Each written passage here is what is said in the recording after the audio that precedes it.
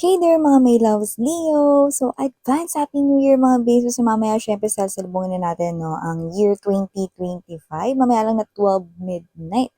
So, yun, mga babes, so thank you so much kasi isa na namang taon yung magkakasama pa rin tayo, no? Yung hindi kayo nagsasawa sa akin. Sobrang na-appreciate ko each and every one of you guys. Okay naman, isang advance Happy New Year sa ating lahat, no? And wish ko na maging bountiful at prosperous ang ating year 2025. So yun nga, Leo, no? I-welcome natin yung mga new viewers. Yuhu! New viewers, ako po si and welcome dito, no? At sa aking mga returning tambayers na pabalik-balik. Thank you sa inyong walang sawang support and love for me. And yes, kung hindi niyo pa knows mga Babes Leo, no, mayroon pa po tayong other channel. Link is down below sa ating description box. Kaya kung interesado kayong tumambay din dyan din, kita-kita din po tayo there. So yun nga Leo, no, before we start, no, let me just tell you na wala tayong gender dito. So babae, lalaki, LGBT lahat, welcome. Pwede nyo rin pong switch yung mga roles kung gusto ninyo kasi isa naman itong general reading. At kung may cross-watcher si Leo, welcome ka din, okay? At kung meron ditong Leo placements sa kanilang natal or birth chart, welcome din kayo. So, bago tayo mag-start, sabihin ko lang, meron ditong 2 decks. Meron ditong Demon of the Day deck and there's this Angel of the Day deck. Alam niyo mga babes, yung demon kasi, hindi porket demon, ano na agad, no? May role din yan, no? May role din yan given by God, no? So, demon, mas present nga lang sila kapag meron tayong na-experience na difficulties, hard times, no? At meron tayong na-experience na agony, feelings, no, suffering and all. But they are not there to make castigo or what, no. The demons, no, sila yung nagpaparealize sa atin. They help us to realize yung ating mga weaknesses. They help us to overcome yung ating mga fears.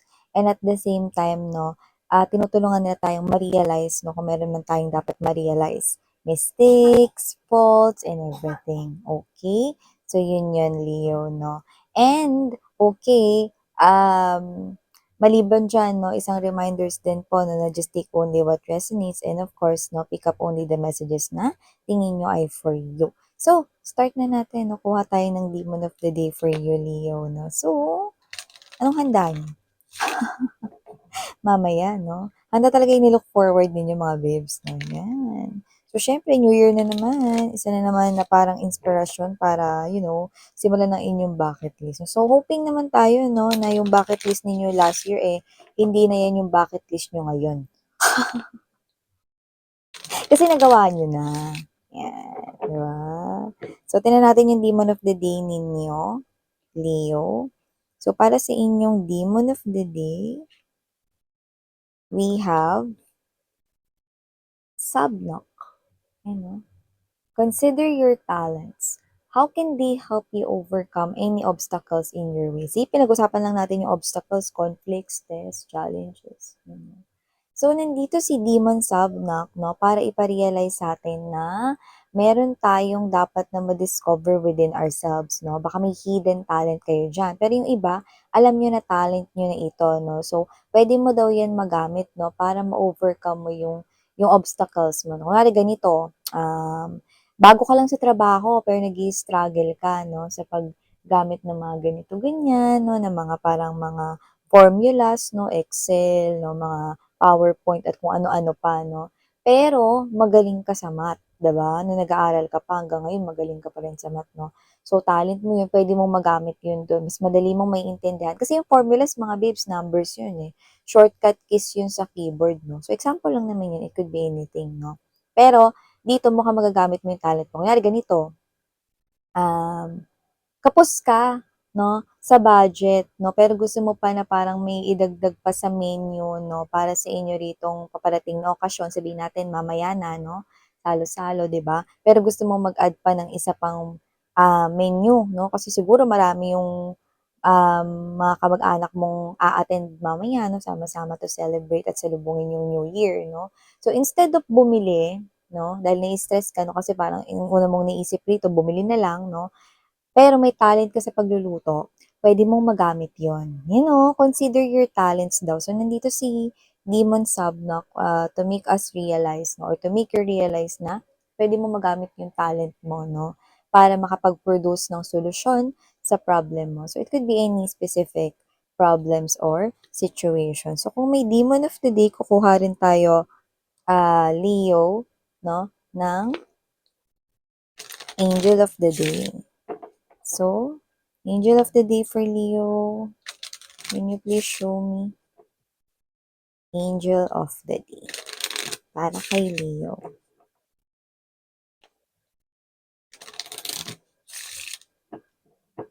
Okay, so angel of the day mo, Leo, I see Elijah. Ano? So, sana tama yung basa natin, no? Variety na lang mga babes, no? Kasi hindi naman natin talaga alam kung paano pinupronounce sa mga pangalan ng mga angels na yan. Pero, ang pinaka-importante dito, no, is nandiyan sila, no, to guide you and to help you out, you know. So, si Angel Elijah, you know, victory will occur soon daw. So, the courage must first be found within yourself, you know. So, parang konektado rin to dito, no, kay Demon Subnak, no. Meaning to say, maipapanalo mo rito kung ano man yung parang situation na dinideal mo ngayon, any situationship naman yan, anumang area ng life mo, no? So, garantiya na may pagkapanalo dyan. That's why victory will occur soon. Yan ang promise ni Angel Elia, no? And the courage must first be found within yourself. Ano yung mga bisa, hindi wala kayo dun, di ba? Nasa Diyos ang awa, nasa tao ang gawa. So, kailangan ninyong tulungan yung sarili ninyo in order for you to overcome this situation, ano man yan, na dinidil ninyo na parang nahihirapan kayo. So, Angel Elia, no, wants to remind you that the power is within you. You are only the one who is capable na makaalis sa isang sitwasyon, no? So, nandiyan yung mga anghel, tutulungan kanila, but they cannot show you their faces, no? And they cannot show right in front of you, but there's the presence nila. Kaya naman ang kailangan mong gawin is lakasan ang iyong loob at magtiwala sa iyong sarili, no? You're being guided by your angels, no? Kaya mo yan. They're cheering, no? Sa background, guys. So, papatayin ng other messages for you, Leo. Messages for Leo, can you please show me what does Leo needs to know?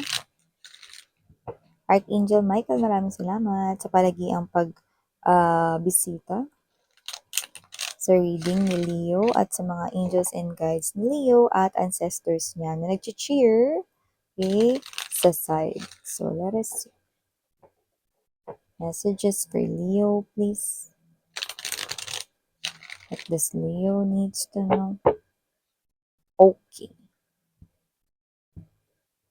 So, ilatag muna natin, Leo, no, para makita natin yung mga other informations. But you do have here the 5 of Wands. The King of Wands. Devil energy. 10 of Coins. Knight of Cups energy. 9 of Swords. Bottom of the deck, we have the 8 of Swords. Sun card energy and the 7 of Coins energy.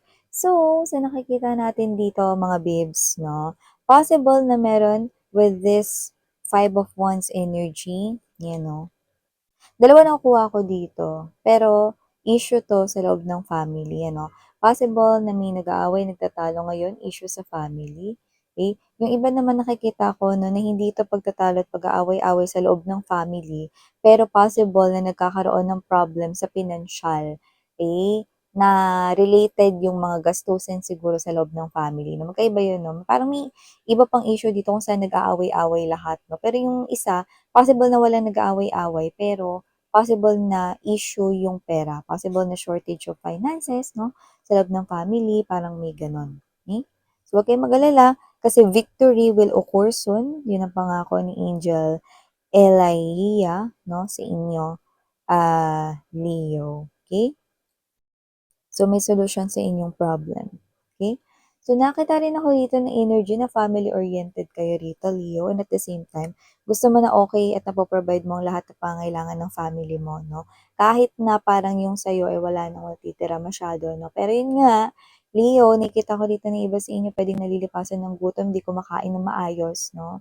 So, sa ginagawa mo, possible na magkasakit ka and at the same time, no, yung sinasabi mo rito na gusto mong ipon for your family baka mapunta sa'yo rito. Kaya you need to take care here of yourself, 'no? Okay lang that you're doing sacrifices right here, but 'wag mong pabayaan yung sarili mo kasi mga babes, alam naman natin, wala ng free ngayon, 'no? Lahat may bayad na, 'no? So, check-up, gamot, and everything, 'no? Kaya naman you need to take care of yourself para hindi kayo rito, hindi naman sa ma-hospital kayo or whatever, 'no? Pero yung time na dapat nagwo-work kayo 'no, is baka mamaya 'no, is, kailangan niyong ipahinga 'di ba sa bed. So, parang sayang yung araw ninyo kasi nakikita ko rito yung energy na parang nanghihinayang kayo 'pag wala kayong ginagawa 'no. So, para maiwasan yun, mga babes, okay lang na magtrabaho kayo rito ng, big time para sa inyong family pero wag niyong i-skip yung inyong meals and at the same time, okay, kumain kayo ng tama. 'Yan. So, maliban diyan Leo, nakita rin ako ng energy rito na posibleng meron dito na new love na dumating sa inyo, pero nakikita ko ditong mai-stress kayo sa kanya. Bakit kanyo? Kasi nakikita ko rito na kung sino man 'tong paparating na 'to 'no, possible na, ma-fall ka na sa kanya bago mo pa malaman na meron siya ritong addictions. 'Yan 'no, iba-iba naman 'yun 'no, pero alam mo na, ano ba mga ibang addictions? Mahilig pala siya magsugal, 'di ba? Ayaw mo pala ng gano'n 'no. So, maaaring gano'n yung mangyari rito. Pero alam niyo mga babes 'no, may gift dito sa universe sa inyo. Kasi 'pag nakilala niyo na 'to, iba yung pakiramdam niyo. Ang kailangan niyo lang gawin ay spot yung red flag.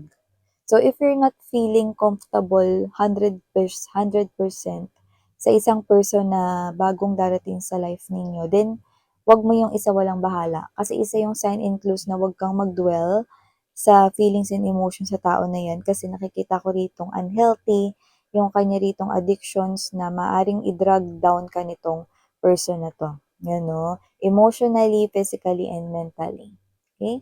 Kaya matuto kayong spot yung red flag. Matuto kayong makinig sa inyong instincts, 'no? Others call it instincts, but it's intuition, ano. So, maliban diyan, Leo, 'no, nakikita ko rito na posibleng kayo 'to na, magbabawas na kayo ng bisyo, okey? Or kung hindi bisyo 'no, sa iba, possible na may gawin kayo ritong disiplina sa sarili mo kasi nakikita ko rito na parang gusto mo na matanggal na 'yun or mabago na 'yun this year 2025. Kunyari ganito, masyado kang malakas kumain ng chocolates, 'di ba? Alam mo naman na tabain ka, example lang 'to, or mabilis kang tumaba. So, parang this is you, ididisiplina mo 'yung sarili mo na parang babawasan mo na kunwari nakaka-5 chocolates ka 'no, 3 na lang, sa susunod 2 na lang 'no, tapos isa na lang, 'di ba? Parang dinidisiplina mo 'yung sarili mo 'no. So, I do not know if you want to lose weight, example lang kasi 'yun 'no, or wants to gain weight para sa iba, pero meron ka ditong gustong mangyari sa 2025 but it requires discipline in order for you to have a positive outcome 'no, or successful outcome doon. So, maliban diyan, someone here is thinking about you and having sleepless nights dito. Eh, yung iba friend niyo ito, 'yan 'no, pero yung iba possible na may love connection. Baka MU kayo, yan kasi may energy dito na posibleng hindi pa kayo, but this person here is thinking about you. At yung energy, hindi naman siya gano'n kalayo, 'no, pero iniisip ka niya. Yung energy niya is possible na hindi pa nagko-confess ng emotions and feelings, pero may energy rin dito na magka-connect kayo. Siguro hindi pa lang kayo nagkikita ngayon. Okay? Maybe you're celebrating yung festivities or yung Christmas nung nakaraan at ng New Year ngayon na, posibleng nasa kanya-kanya kayong hometown, 'no? 'Yan, may possible na gano'n sa iba. Okay, but someone here special yung iniisip kayo, special yung tingin niya sa'yo. 'Yan. Yung iba special din yung tingin niyo sa kanya, pero yung iba possible na hindi niyo alam na meron siyang emotions and feelings for you. So, you're clueless about it, 'no? So, malalaman ko ba yun, Miss Yan, this year 2025? Yes, the sun shows revelation and clarity dito. So, that person will definitely end yung kanyang sleepless nights at sasabihin niya na yung kanyang true feelings for you. Nakita rin ako dito na pag-iinvestan mo rito, bagong pagkakakitaan ito. At first, parang maisip mo bagal ng pagdating ng pera rito, pero yung to the point na parang quit ko na nga 'to, parang bagal ng pera dito, eh, Pero nakikita ko rito na magbabago yung flow ng money energy rito 'no, 'pag, dating ng mga second to third quarter ng year 2025. Kaya naman 'wag mong i-quit yun, ano man yun 'no, yung parang feeling mo, "Sabi, 'wag ko na nga 'tong gawin kasi parang bagal naman ng kita rito, eh." So 'pag gano'n yung naramdaman mo, yun na yun 'no, sign inclusive. Sabihin 'wag mo yung itigil kasi yung tinutukoy, yun 'no, yung mismong bagay na yun 'no. Yung iba puwedeng kung hindi yan business, puwedeng sa trabaho, "Alis na nga ako dito kasi hindi naman maganda dito, eh," 'no. 'Wag ka munang umalis kasi may pagbabago mangyayari diyan kung saan makikinabang ka. 'Yan. So, maliban diyan Leo, nakakita rin ako ng energy rito na posibleng mapansin dito yung effort mo, 'yan 'no, sa work ng boss mo lalo na kung meron ka ditong parang attending supervisor or may manager kang nire-reportan or CEO man 'yan or whatever, okey? Nakikita ko rito na mapapansin niya yung effort mo, okey? Possible na magbigay siya rito sa'yo ng gift at yung iba puwedeng tapos na 'to ha, puwedeng nung Christmas nagbigay na siya sa inyo rito 'no, puwedeng gift certificates or, Christmas baskets 'no, yung hindi pang lahat ng employees 'no, kundi para lang sa'yo, 'no. Kasi parang meron ka ditong gagawin na something extra mile or something na parang matutuwa siya na work-related yung gagawin mo 'no. So, nakikita ko ditong bibigyan ka niya ng present na ikaw lang yung makakatanggap at hindi yung other employees. "Miss 'yan, may gusto ba sa'kin 'yan?" "Wala ha." Diretsahan, wala, eh, 'no? Ibig lang sabihin nun thankful lang siya at grateful lang siya rito 'no. So, parang mas lalo mo kasing pinaganda yung Christmas at Pasko niya. So, parang meron ka ditong magagawa na work-related and at the same time 'no, matutuwa siya dun kaya bibigyan ka niya ng gift or present. So, yan mga babes na ito ang mga mensahe para sa'yo, Leo. Thank you sa oras mo and muli ako si Yan. Sarangheo, Happy New Year!